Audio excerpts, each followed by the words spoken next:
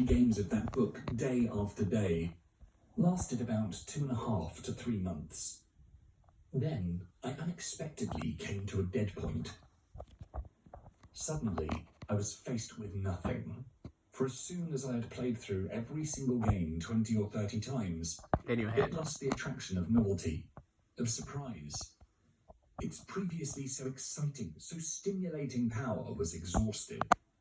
What was the point of repeating games that I had long since learnt by heart, move after move, again and again?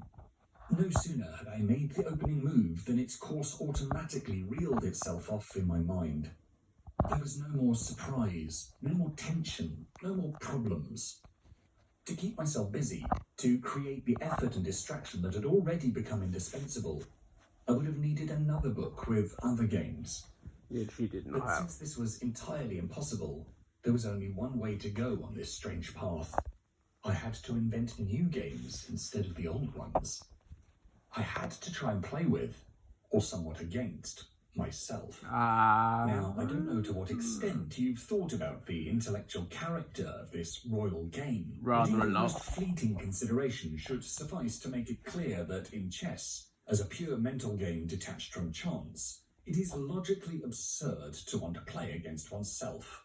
No, The it's only not. thing that makes chess attractive is that its strategy develops differently in two different brains. That in this mental war, Black does not know the maneuvers of White and constantly tries to guess and thwart them, while White, in turn, tries to counter and deflect Black's secret intentions. Yeah, you just keep telling yourself If Black that. and White were to form one and the same person, the result would be the absurd state that one and the same brain should simultaneously know and yet not know something. Playing as White, That's only if you're completely planning forgetting what it ahead. had wanted and intended 1 minute before as partner Black, on purpose.